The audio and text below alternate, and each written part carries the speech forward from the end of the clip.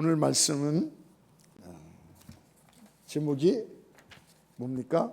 희망 없는 인간에게 유일한 희망인 복음입니다. 제가 중학교 때에 그 국어 교과서에 실렸던 김동인 단편 소설 무지개라는 것이 저에게 충격을 많이 줬습니다. 그때는 믿음이 있었기 때문에 그걸 보면서 신앙적으로 해석이 됐던 거예요. 한 어린 아이가 무지개를 보면서 저걸 잡아야겠다는 생각을 가졌던 거예요. 그래서 어머니한테 부탁을 해서 엄마 나 저 무지개 좀 잡으러 갈게. 그러니까 멀리는 가지 마라. 저 얕은 동산까지만 가라. 이렇게 허락을 받고 이제 무지개를 잡으러 갔어요. 그런데 무지개가 거기 갔더니 또 더 멀리 있는 거예요. 더 멀리 있는 거예요. 그래도 이 험한 산과 이 물결이 험한 또 이 강을 건너고 가시밭길 돌짝밭 넘어지면서 쓰러지면서 어떻게든지 잡아보겠다고 갔는데 사람들이 돌아오는 거예요. 근데 웃으면서 무지개를 잡았다 그러는 거예요. 그 사람들이 먼저 떠난 사람들이죠. 보니까 기아장을 어디서 하나씩 들고 오면서 무지개 잡았다고. 그래도 이 소녀는 실망치 않고 더 불길의 의지를 갖고 갔어요. 근데 또 가고 높은 산을 갔더니 저 아래에 있고 또 가고 지쳤습니다. 쓰러졌어요. 무지개는 잡을 수 없구나 깨달았을 때에 어떤 현상이 일어나요? 자기 손이 주름이 지고 자기 얼굴에 주름이 지고 자기가 노년이 됐던 거예요. 인생을 다 허비했던 것입니다. 무지개는 잡을 수 없구나 하는 거예요. 저는 이것을 어렸을 때 이걸 배우면서 인간은 다 희망과 꿈을 갖고 삽니다. 그런데 나는 성공하고 나는 잘 될 거야, 나는 행복할 거야 이렇게 살지만 그러나 이 무지개는 없다는 것입니다. 인생은 결코 행복의 꿈을 잡을 수 없는 희망 없는 인생을 잘 표현하고 있는, 왜냐하면 인생은 제가 요새 많이 얘기하는 게 기울어진 운동장이에요. 어쩔 수 없이 기울어진 운동장이에요. 내려갈 수밖에 없어요. 망할 수밖에 없어요. 생사병로의 인생이기 때문에, 생로병사의 인생이기 때문에 일시적으로는 이 세상에서 우리에게 행복을, 희망을 주는 것처럼 보입니다. 그래서 그 세상 쪽으로 깊이 들어가 보면은 들어갈수록 뭐예요? 만족이 아니라 허무함을 느끼는 거예요. 이상하죠? 맨 처음에는 행복을 줄 것 같아요. 뭔가 나에게 희망을 줄 것 같아요. 그래서 그 세상으로 들어가면 마시면 마시도록 바닷물처럼 목마르고 허무한 것입니다. 그래서 사람들은 어떻게 해요? 여행이나 가보자, 영화나 보자, 친구나 만나서 운동이나 하고 게임이나 하고 그러면 좀 괜찮아지겠지 합니다. 조금은 일시적으로는 좀 괜찮아진 것 같아요. 허전함을 좀 달랠 수 있는 것 같습니다. 그러나 우리가 늘 답습하는 거지만 곧 제자리로 돌아오고 마는 것입니다. 공허한 자리로. 어떤 사람은 찾았다고 좋아합니다. 그런 사람들이 있어요. 난 이걸 해서 찾았다고 막 그래요. 근데 보면 뭐예요? 기아장이에요. 정말 행복이 아닌 것입니다. 인생을 진지하게 살아본 사람이라면, 정말 진지하게 인생을 한 번이라도 생각해 본 사람들이라면 어쩔 수 없어요. 인생은 희망이 없다는 결론에 도달할 수밖에 없는 거예요. 제가 비관적입니까? 제가 염세주의로 너무 생각하기 때문입니까? 아닙니다. 긍정으로 살아야 됩니다, 인생을. 그러나 진실은 진실이에요.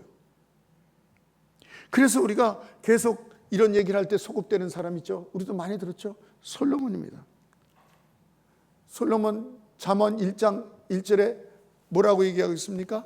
다윗의 아들 예루살렘의 왕 전도자의 말씀이라. 그러면서 뭐라고 했어요? 전도자가 이르되 헛되고 헛되며 헛되고 헛되니 모든 것이 헛되다. 요 2절에 보면요, 제가 세봤어요. 27자의 글자 수예요.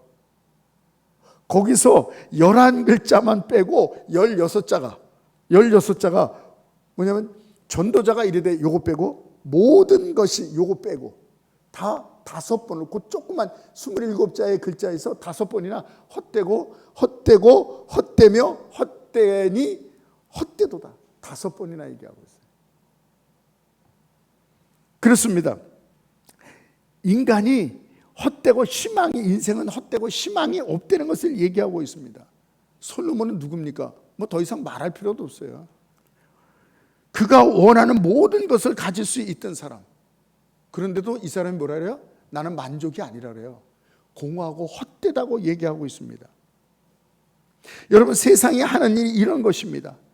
해 아래에서 어떤 즐거움을 찾든 그것을 소유했던, 여러분 그것을 잡으려고 막 이럴 때는 희망을 줍니다. 하늘로 끌어올려요. 그래서 야, 좋구나. 곧 어떻게 돼요? 떨어뜨립니다. 세상은 그래요. 희망을 준다 그래요. 성공을 준다 그래요. 기쁨을 준다 그래요. 뭔가 되는 것 같아. 그래서 올려놔요. 그럼 푹 떠요. 비행기 태운다 그러죠. 너무 좋아요. 살만해요, 인생이. 이야, 이런 거구나. 그 다음에 어떻게 돼요? 떨어집니다. 아래로 떨어집니다. 그 자리가 바로 고통의 자리예요. 그때 그 자리에 도달하면 외로워지는 거예요. 고통스러운 거예요. 여러분, 우리가 생각합니다. 나는 아직 솔로몬처럼 그런 자리에 안 가봤어. 나는 다룰 수 있어. 나는 그 자리를 가볼 거야. 성공의 자리, 쾌락의 자리, 세상의 자리, 출세의 자리 한번 뭐 세상적으로 출세하는 건 해야 됩니다. 네. 그러나 여러분, 우리는 아직 모든 것을 시도하지 않았다고 생각을 하고 또 출발합니다. 그러나 여러분, 모든 것을 시도한 사람의 이야기를 들어보시기 바랍니다. 여기서 솔로몬이 우리에게 주는 것 중에 가장 귀한 것은 뭐냐면 시간을 허비하지 말아요. 출세하라는 얘기죠. 잘 되라는 얘기, 그걸 말하는 얘기는 아닙니다. 그러나 거기에 행복이 있다고 쫓아가다는 낭패를 당한다는 것입니다. 내가 이걸 모든 것을 가져봤는데 없으니까 너희들은 나의 길을 전체를 밟지 마라 하는 것입니다. 모든 것을 가질 수 있는 수단과 힘을 가진 사람 아닙니까? 그 전도서 2장 8절에 보면요, 나를 위하여 은과 금을 다 끌어모았으며, 우리도 솔로몬의 똑같은 그런 마음을 갖고 있죠. 돈 좋아하죠? 네, 그렇습니다. 그리고 각 지방의 모든 보물을, 모든 그 시족 부장들한테 다 그것을 얻고 받고 그 외 모든 것을 다 소유해봤어요. 왕들보다도, 그 어떤 왕들보다도 많은 것을 가졌으며 눈에 보이는 것을 금하지 않았습니다. 솔로몬은 이때 당시 때, 지금은 그렇게 한 사람이 없죠. 입법과 사법과 행정권을 다 갖고 있었어요. 뭐든지 얘기하면 다 내 것이 될 수 있는 거예요. 금할 수가 없었습니다. 그렇습니다. 그런데 솔로몬의 메시지는 뭡니까? 허무하다.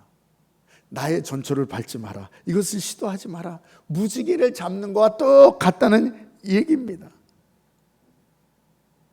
여기에 무지개를 잡다가 인생만 기회를 놓치고 인생을 허비하는 사람이 되지 마라. 갑자기 깨달으면 어떻게 돼요? 노인이 됐다는 것입니다. 여러분, 세상에서 좋은 거 가졌다고 출세했다고 누가 웃고 있습니까? 웃고 있는 그 모습을 가만히 보세요. 그 다음에 어떻게 돼요? 웃음이 사라집니다. 그 다음에는요, 눈물을 흘리고 통탄에 눈물을 흘리는 것을 우리가 볼 수 있는 것입니다. 곧 떨어집니다. 왜? 생로병사. 그래서 우리 찬송가 515장에 뭐라 했습니까? 곳곳마다 탄식 소리 들려온다. 눈을 들어 하늘 보라.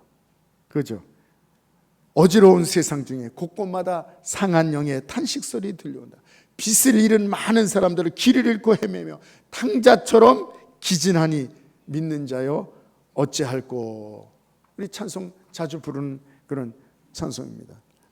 여러분, 이런 인생 속에서, 이 기울어진 운동장에서 우리가 살고 있는 것이 우리 인생의 현 주소인 것입니다. 게다가 이런 우리의 인생 속에 들려오는 말이 뭐예요? 여러분, 뉴스 들어보시죠? 뭡니까? 이런 탄식 속에 살고 있는 우리들에게 들려오는 것이 전쟁의 소리예요. 전 뉴스를 안 듣습니다만 어저께 이렇게 뉴스를 봤어요. 이렇게. 그랬더니 중동에 지금 온 중동이 지금 전쟁이 심할리게 되는, 이란의 최고 지도자가 무슬림들은 뭉쳐가지고 이스라엘과 전면전을 해야 된다는 선포를 해버렸어요. 전쟁의 소리, 핵이요. 제가 어렸을 때 300번 지구를 가루로 만드는 그런 핵을 준비했다. 지금 더 많죠. 몇천 번을 가루로 만들 수 있는, 전쟁 나면 끝입니다. 자원이 고갈된다. 온난화. 이번 여름 더웠죠. 그런데 기상청에 있던 사람들이 뭐라고 얘기인지 아십니까? 이번 여름이 인간이 누릴 수 있는 가장 시원한 여름을 맞이한 것이다라고 얘기했어요. 충격입니다. 너무 더웠는데 가장 시원한 여름을 맞이한 거래요. 앞으로는 여름이 더 더워질 거라는 것입니다. 기상에 있는 사람이 이렇게 얘기하는 거예요. 이산화탄소 때문에 온도가 자꾸 올라가, 대기 오염 때문에 2035년에는요 미국에서, 유럽에서, 우리나라도 마찬가지예요. 우리나라도 마찬가지예요. 이 내연 기관차를 휘발유, 경유 이런 차를 다 없앤다는 거예요. 내연 기관을. 전기차 지금 완전하지 않습니다. 얼마 전에도 폭파하고 아파트에서 불이 나서 몇백 대 차들이 다 타고, 근데도 불구하고 그쪽으로 갈 수밖에 없어요. 왜? 그 자동차에서 내뿜는 이산화탄소 때문에 자꾸 오염되고 또 기온이 올라가기 때문에 이래 죽기 저래 죽기니까 없애는 거예요. 이 이 연료를 없애는 거 굉장한 이건 데미지가 있는 것입니다. 거기에 따른 많은 그 업종들이 많은데요. 그렇게 된 것입니다. 천재지변, 북극에 있는 남극에 있는 얼음이 자꾸 녹는다는 건 어제 일 오늘의 얘기 아닙니다. 뭐 소행성이 다가와서 충돌된다, 뭐 얼마나 많습니까? 어떤 사람들은 차라리 이 지구의 종말이 빨리 닥쳐가지고 말이야, 이 허무한 인생, 이 희망이 없는 인생 맞췄으면 좋겠다는 이런 허황된 생각을 또 갖고 있습니다. 아니죠. 이런 희망 없는 인간에게 유일한 희망을 우리 하나님께서 복음을 우리에게 주셨는데, 복음은 뭐예요? 복된 소식인 걸 믿으시기 바랍니다. 바로 오늘 로마서 1장 1절부터 6절인데 이걸 다 할 수가 없어요. 오늘 4절까지 좀 알 것 같은데요. 여러분, 이 로마서는요, 성경 중에 로마서는 백미라고 그럽니다. 많은 사람들이 이 로마서를 읽다가 삶이 바뀌어요. 로마서를 읽다가 하나님을 만나요. 로마서를 읽다가 죄악과 중독된 삶에서 이 복음의 능력으로 바뀌게 되는 거예요. 그래서 어거스틴도 로마서를 읽다가 방탕하고, 로마서를 읽다가 의인은 믿음으로만 살려, 이 말씀을 보고 뭐예요? 성자가 되잖아요. 기독교에서 가장 유명한 사람이 되잖아요.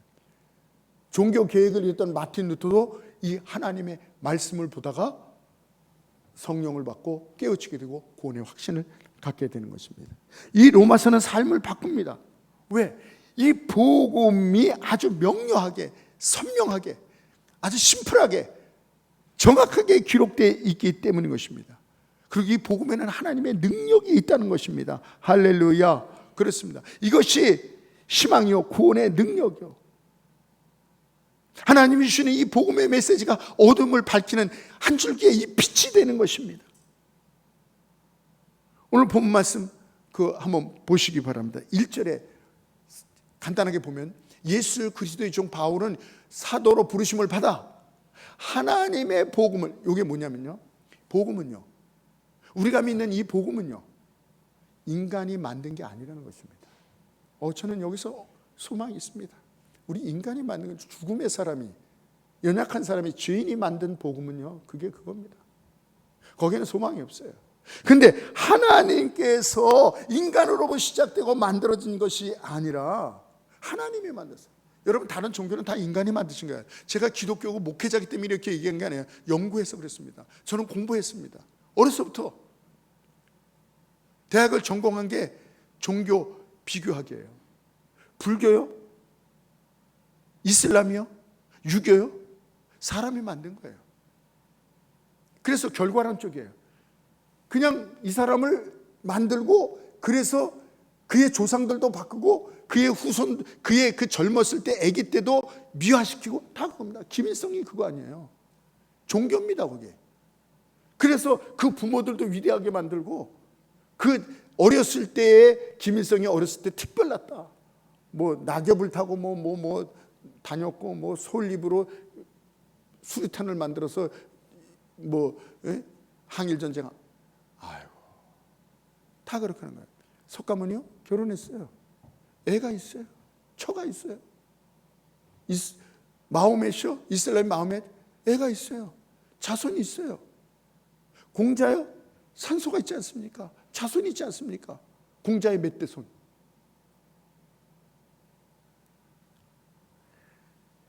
이런 사람들은 뭐예요? 생로병사 죽음으로 끝나는 거예요. 우리 예수님은요, 우리 예수님은 사람이 만든 것이 하나님께서 시작하신 구원의 계획임을 믿으시기 바랍니다. 그래서 2절에 보세요. 2절에 보니까 복음은 하나님의 선자를 통하여 그의 아들에 관하여 성경에 미리 약속하신 것이라. 얼떨결에 하다 보니 그냥 우연하게 이게 아니라는 거예요. 처음부터 마지막까지 성경의 창세기부터 예수 그리스도를 보내주실 것을 계속 선지자들이 계속 얘기했고, 짐승의 피를 잡는데 이게 뭔지 몰랐어요. 그때는 그들도 왜 짐승의 피를, 우리가 죄를 졌는데 짐승의 피를 왜 잡아요? 이 짐승의 피가 우리의 죄를 샀으니까 그럴 수 없다는 걸 그들 다 알고 있었어요. 근데 뭐야? 하나 이 짐승의 피가 의미가 있다. 이 짐승의 피가 언약이 있다. 이 짐승의 피가 뭘 얘기하는지 나중에 알 것이다. 그 피는 뭐였어요? 하나님의 어린 양 예수 그리스도의 보혈인 것을 믿으시기 바랍니다. 미리 처음부터 지금까지 계속 말씀하신 거예요. 역사를 뭐라 그래요? 히스토리라고 합니다. 히스토리. 스토리가 뭐예요? 스토리, 이야기잖아요. 역사를 히스토리라고 그래요. 이상하지 않습니까? 이야기를 스토리라고 그러잖아요. 역사는요, 히스토리예요. 그의 이야기예요. 그가는 뭐예요? 예수 그리스도의 이야기예요. 그래서 오늘날 1900이 아니죠. 2024년 너무나도 빨리 가기 때문에 오늘날 2024년이랍니다. 제가 어렸을 때 2000년도가 올까? 안 오는 줄 알았어요. 근데 2000년이 지나서 24년이 돼요. 2024년 이게 뭐예요? 왜 2024년? 예수님이 오신 지 2024년 됐다는 거예요. BC, 기원 전, 100년 전, 1000년 전, 이걸 뭐라 그래요? 예수 그리스도가 오시기 전 100년, 그 예수 그리스도가 오시기 전 1000년, BC 1000년이 바로 그거예요. 예수 그리스도가 오시기 전. 다 누구에게, 역사가 누구에게 초점이 됐어요? 예수 그리스도. 예수 그리스도가 오시기. 그래서 기원 전은요 1년, 2년, 3년, 4년 이렇게 멀어지는 거예요. 기원 후는요 1년, 2년, 3년, 지금 2024년 전부 많아지는 거죠. 그렇습니다. 여러분, 이 복음의 핵심, 이 3절 보세요. 3절. 그의 아들에 관하여 말하면 육신으로는 다윗의 혈통에서 나셔. 이게 뭐냐면요, 오늘 말씀 첫 번째 성육신 하신 예수님을 얘기하는, 혈통으로는 다윗의 자성으로 성육신, 하늘의 보좌를 버리고 하나님께서 이 인간의 모습으로 다윗의 혈통으로 오신 것을 구약에 계속 얘기해서 메시아가 다윗의, 그래서 다윗의 자손이요, 아시죠? 성경에 나오죠. 육신으로는, 혈통으로는, 육신의 모습으로는 다윗의 자손으로 오실 것이다. 이건요 겸손의 정도가 아닙니다. 여러분, 누가복음 우리가 크리스마스 때 많이 보지 않습니까? 베들레헴의 마구간에 태어납니다. 왜 성육신하신 하나님이, 만왕의 왕이 이 마구간에 태어나는가? 거기 보면요, 아우구스, 가이사 아우구스, 누가복음 2장에 보면 가우스 아우구스가, 이 황제가 이 호적을 명해서 마리아가 예루살렘으로 와서 거기서 아기를 낳게 된 거예요. 이 아우구스와 이 예수님과 대비를 시키는 거예요. 여러분, 이 황제 아우구스는 누굽니까? 궁전에 있는 사람이에요. 정복자입니다. 권세자입니다. 백성 위에 군림하는 자입니다. 왕을 위하여 백성을 희생시킵니다. 세상의 이 권력자, 기득권자, 왕들은요, 인간의 문제를 해결해 주는 사람들이 아니라 인간의 문제를 더 가중시키는 사람들이에요. 독재자들이 다, 저 북한, 저 지금 중국 시진핑, 저 이 이란의 지도자들, 차라리 없는 게 나아요. 그들로 말미암아 더 그 백성들을 조이고 옥조이고 못 살게 했고 인권도 없애고 그렇습니다. 그런데 우리 예수님 뭐예요? 냄새나는 마귀간이에요. 그건 뭐예요? 가난하고 소외된 사람들, 외롭고 고통당하는 사람들을 힘들어하는 이 인생들에게 찾아오셔서 친구가 되시고 희망이 없는 인생에게 희망을 주시러 오신다는 것입니다. 그들의 눈물과 한숨, 절망, 그것을 대신하여 받으시러 오시는 분인 것입니다. 여러분, 마구간이 얼마나 지저분한지, 그 의미가 왜 그렇게 지저분한 것에 오실까요? 이 아이가 지저분하게 짝이 없는 이 죄인들에게 오시는 것을 얘기하는 거예요. 성한 곳이 있습니까? 깨끗한 곳이 있습니까? 속까지 검은 오골개라고 말하잖아요. 오골, 인간은요 근본적으로 희망이 전혀 없는 절망의 장소, 아픔의 장소, 고통의 장소 오시는 거야. 버림받은 자를, 그런 버림받은 자를 우리 하나님께서 사랑의 손을 내미시는 것입니다. 그래서 고린도 후서 8장 9절에 보면 우리가 다 우리 주 예수 그리스도의 은혜를 너희가 알거니와 안다, 이게 뭐예요? 부유하신 이로써 너희를 위하여 가난하게 되시면 가난한 우리로 하여금 말미암아 너희를 부욕해 하려 하심이라. 할렐루야. 여러분, 예수님께서 부유하지만 가난하게 되시면 가난한 우리를 부유하게 하려 하심이라 그랬습니다. 부유하신 분이 가난하게 됐어요. 우리가 왜 가난한 자가 됐죠? 여러분, 에덴 동산에서 하나님의 명을 어기고 죄를 진 인간은 모든 것을 다, 그 부유함을 다 뺏기게 됐어요. 저주를 피할 수가 없고 외로움을, 고통을 피할 수가 없는 인생, 죽음을 피할 수 없는, 멸망을 피할 수 없는 인생이 됐어요. 그래서 우리가 살아가는 이 인생이 그래서 이렇게 매몰차고 힘들고 힘에 겪고 어려운 거예요. 에덴 동산의 모든 풍요로움을 다 잃어보는 거예요. 여러분, 모든 면에 우리가 가난해지는데 어느 정도 가난하냐? 사랑하지 못할 만큼 가난하게 됐어요. 어떤 시인, 제가 많이 말씀드렸죠. 사랑을 줄 수 없을 만큼 가난한 사람도 없고 사랑을 받지 않아도 될 만한 부자도 없다 그랬어요. 시인은 그렇게 얘기했어요. 근데 오늘날 어떻게 됐어요? 사랑하지 못할 정도로 가난해요. 사랑해야 할 대상 때문에, 서로 사랑하고 살아야 될 대상들인데 그 사랑할 대상 때문에 가장 마음 아프고 상처받고 어려워하고 힘들어하고 눈물 흘리고, 이게 현실 아닙니까 오늘날? 남들 때문에 가슴 아프고 힘든 거, 그건 별로 안 돼요. 가장 힘든 게 뭡니까? 가장 사랑받아야 될 대상끼리 책임 전가하고, 다 여기서 나온 거예요. 이게요. 상처받고 외로워하고 죄책감에 시달리고, 이러한 인간을 정말 모든 것을 다 빼앗기고 외롭고 아무것도 없는, 혼자 외로이 눈물을 흘리는 이 가난한 자를 위하여 우리 부유하신 하나님께서 가난하게 되심으로 가난한 우리를 부유하게 하려 하심이라. 할렐루야. 그래서 우리 주님이 오신 거예요. 오셔서 어떻게 했습니까? 오셔서 죽으셨습니다. 십자가에 죽었습니다. 여러분, 십자가에 죽었다는 얘기는요, 우리는 너무나도 많이 들었기 때문에, 그냥 어려서부터 그냥 교회 나오면서 들었기 때문에 십자가, 예수님이 돌아가신 거 아니에요. 이건 가능한 일이 아닙니다. 이거는 정말 가당치도 않는 것입니다. 당시 가치관으로는, 세계관으로는 이해할 수가 없는 거예요.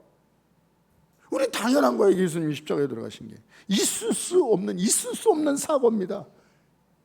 그래서 저는 십자가를 볼 때요, 이거는 사람의 생각이 아니다. 사람은요 절대, 하나님이 오셔서 사람이 만든 소설이라면, 사람이 만든 종교라면 절대 인간은요 하나님이 메시아를 십자가에 죽이는 그런 아이디어는 없어요. 그런 사상, 그런 사고가, 그런 철학이 이때 당시는 없었습니다. 여러분, 당대 최고의 헬라 철학은요,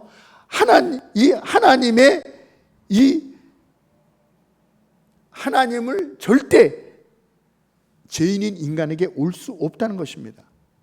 거룩하신 이 하나님의 능력의 하나님, 인간에게 관심이 없다는 것입니다. 이게 헬라 철학에 그때 관심이 없어요.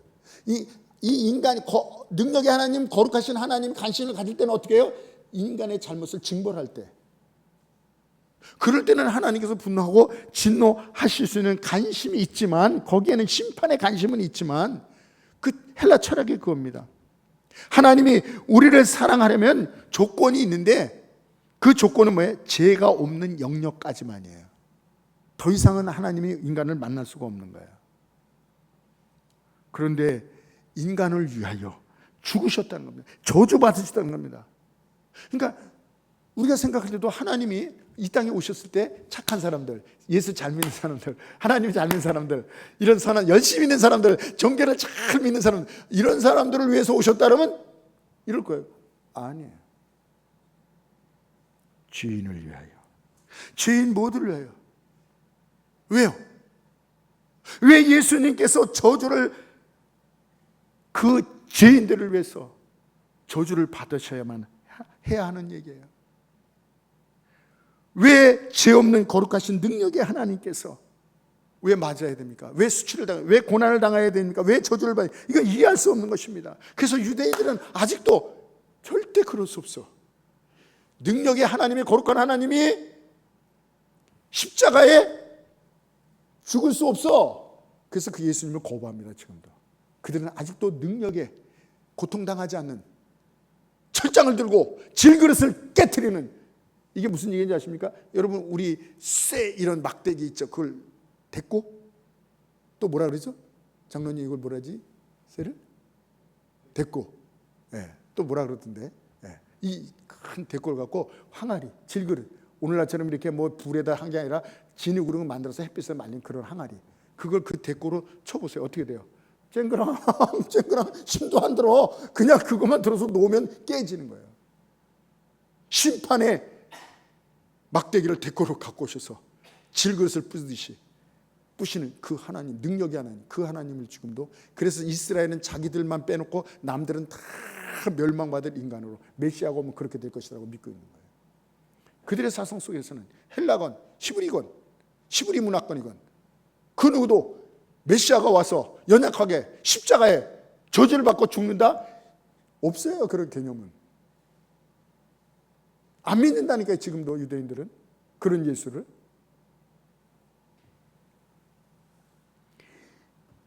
여러분, 이렇게 저주받은, 이렇게 고통받는 예수, 이건 있을 수가 없는 거예요.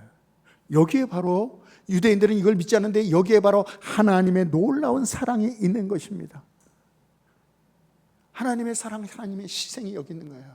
하나님의 구원이 여기 있는 거예요. 하나님의 지혜가 여기 있는 거예요. 제가 늘 말씀드리죠. 사랑 없이 줄 수는 있지만 주는 것 없이 사랑할 수는 없다. 무슨 얘기인지 아십니까? 그렇습니다. 사랑 없이도 줄 수는 있어요. 근데 사랑한다면 주지 않을 수가 없어요. 부모가 자기를 희생을 통해서, 아픔을 통해서 자녀를 낳기 때문에 그 자녀에게 모든 것을, 자기 젊음을, 자기 창피함을, 자기의 영양분을 다 주지 않습니까? 사랑 없이도 줄 수는 있지만, 동량도 할 수 있지만, 사랑하면서 주지 않을 수는 없는 거예요.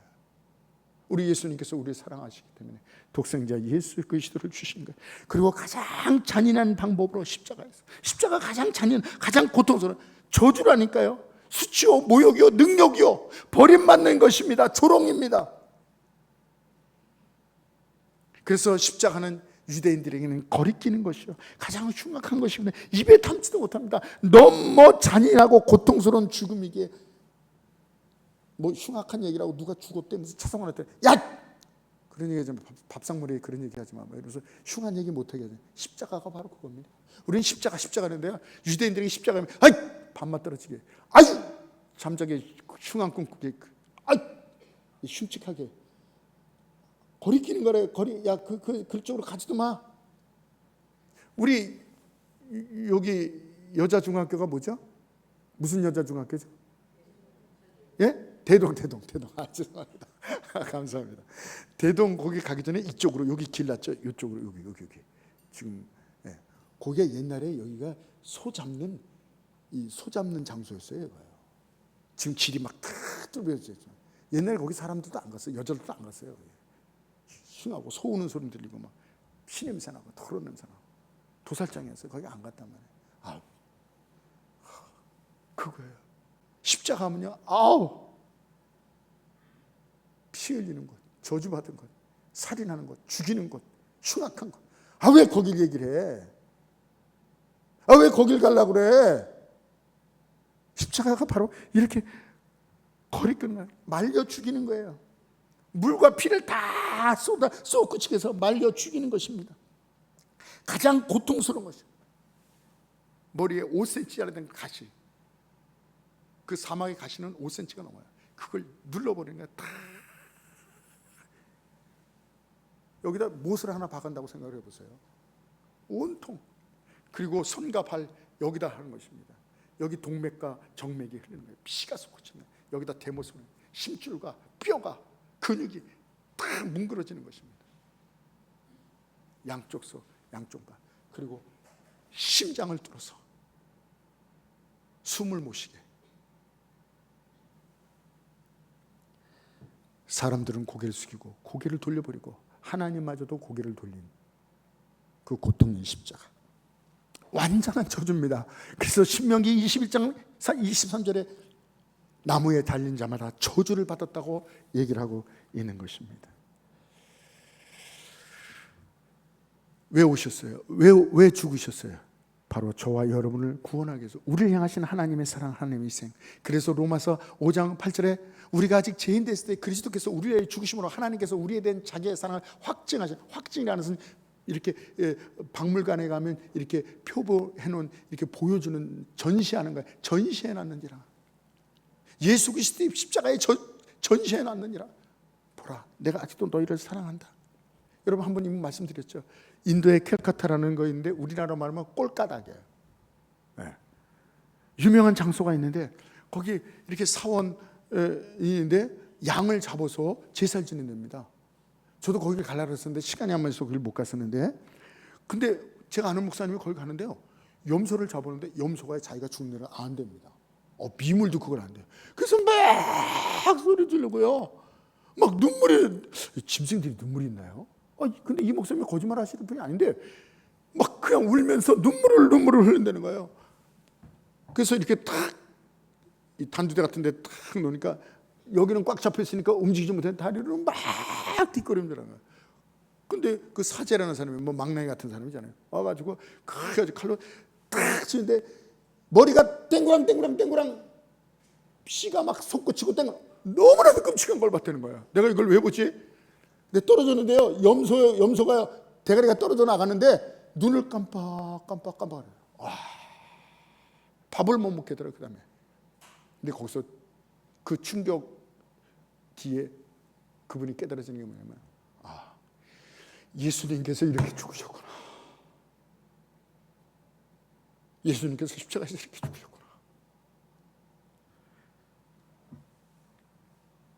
우리를 위해 온몸의 피를 다 쏟으시고, 우리가 받아야 될 수쳐, 우리가 받을 죄악, 그 고난을 다, 우리가 받을 외로움을 다 가져주시고, 부유한 자로서 그렇게 할 필요가 없는 분이 부유한 자로서 가난하게 되시면 가난한 우리를 부욕케 하려 하십니다. 할렐루야. 여러분, 4절만 보고 마치겠습니다. 4절 한번 보시기 바랍니다. 거기 뭐라고 얘기하고 있습니까? 4절 한번 다 같이 읽어보겠습니다. 예수는 우리가 범죄한 것 때문에 내줌이 되고 또한 우리를 의롭다 하시기 위하여 살아나셨네요. 예. 우리의 범죄함 때문에 예수님 죽으시면 또 살아나셨어요. 왜요? 우리를 증언하기 위해서. 너는 죄 없다고, 너는 의로운 자라고, 내가 너의 죄를 다 해결했다고, 너는 이제 멸망받을 거 저주받을 필요가 없고, 너는 외롭게 살 필요 없다. 그래서 생로병사가 어떻게 해요? 바꿨더라고요. 생 두 번 태어나게 했잖아요. 한 번 태어나면 두 번 죽지만 두 번 태어난 사람, 그래서 예수 그리스도를 거듭났잖아요. 저는 어머니 뱃속에서 한 번 태어났어요. 근데 중학교 2학년 때 거듭났어요. 예수 그리스도를, 돌아가신 예수님, 죽은지 알았던 그 예수님을 만나게 됐어요. 그 다음부터 저의 삶을 바뀌어서 예수에 미치게 되고 목회자가 되고, 오늘날도 예수님을 전하고, 예수님이 좋고 예수가 너무 좋다고, 내일도 예수가 좋을 거예요. 저는 영원토록 예수가 좋을 거예요. 제 생이 어떻게 돼도 아프고 병들어 죽고 어떻게 되더라도 상관없어요. 나를 위해서 돌아가신, 그리고 나를 의롭다 하기 위해서 다시 부활하신, 증거해 주기 위해서 오신 그 예수님 나오시기 바랍니다. 여러분, 오늘 말씀을 중간에 마쳐야 되겠습니다. 시간 때문에.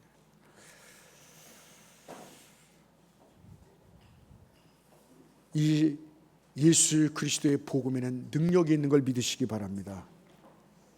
내가 복음을 부끄러워하잖아요. 이 복음은 구원을 주시는 하나님의 능력이 된다 그랬습니다. 여러분, 이 복음 앞에 나오시기 바랍니다. 복음을 붙드시기 바랍니다. 또 복음이 여러분을 사로잡는 은혜가 있으시길 바랍니다. 여러분, 사마리아 여인 아시죠? 세상의 향락에 목마른 여인이었어요. 거기서 빠져나올 수 없었어요. 근데 이 복음의 예수 그리스도를 만날 때가 됐어요. 모든 것을 끊어주고 전도자가 되었습니다. 현장에서 가는 잡힌 여인이 이 여인을 추격해보면요, 그 여인은 남편이 있는 여인이랍니다. 이성의 유혹에 사로잡혀서 불나방처럼 사는 여인이 다시는 죄를 범치 않고 주님 앞으로 삭개오, 돈이 최고였어요. 돈 떠오른 사람이에요. 그래서 민족도 가족도 친구도 없던 사람이에요. 돈이면 최고였던 사람이에요. 예수 그리스도를 만나니까 그 중독에서 벗어나서 모든 것을 나눠주고 알렉산드리아의 대주교로 가게 됩니다. 베드로 자기 목숨 하나 살려보겠다고, 예수도 필요 없고 모른다고 저주하며 고백했던 사람, 자기 목숨이 그렇게 귀한 거예요. 비겁한 사람이었어요. 그런데 예수 그리스도의 복음, 부활하신 예수님을 만나고 나서 칼을 들여대도 네가 나를 육신밖에 더 죽이냐? 내 하나님은 내 육신과 내 영혼을 능히 죽이나네. 내가 너의 말을 듣는 게 옳으냐, 하나님 말을 듣는 게 옳으냐? 네가 판단해봐라. 요한과 야고보 어떻게 됐습니까? 출세에 눈먼 사람, 엄마까지 동원해서 치맛바람을 일으킨 최초의 사람입니다. 위정, 자위정 시켜주십시오. 예수 그리스도를 만나서 그 예수를 위해서 기꺼이 순교의 자리로 갔던 사람들. 복음은 이렇게 능력이 있는 거예요. 여러분, 성경의 얘기를 다 말할 수가 없습니다. 거라사인의 광인 어떻게 됐어요? 이 사람은 어떻게, 도박에, 술에, 이 폭행에 거기 아주 중독된 사람입니다. 음란에. 그래서 미쳐버린 거예요. 그랬던 사람이 예수 그리스도를 만나고 나서 어떻게 했어요? 새로운 옷을 입고 깨끗해서 주님의 제자가 되는 역사가 있었습니다. 여러분, 우리 주님께서 손을 벌리시고 이 손을 계속 벌리고 계세요. 십자가에서 내가 너를 사랑한다. 나는 너를 포기한다. 내가 너를 버리지 않는다. 내가 너를 내 능력으로 변화시켜 줄 것이다. 나에게 오라. 이 복음 앞에 나오시는 여러분 되시기 바랍니다. 이 십자가를 붙들으신 여러분 되시기 바랍니다. 절대 절망인 인생, 조금도 희망이 없는 우리 인생에게 유일한 희망이신 십자가의 복음을 갖고 오셨습니다. 이 주님의 십자가 앞에 나오셔서 주님 나를 붙들어 주세요. 주님 너를 장중에 붙잡아 주세요. 그 복음의 능력으로 살게 해주세요. 오늘 말씀 생각하면서 1분간만 우리 한번 통성으로 기도하겠습니다. 주여!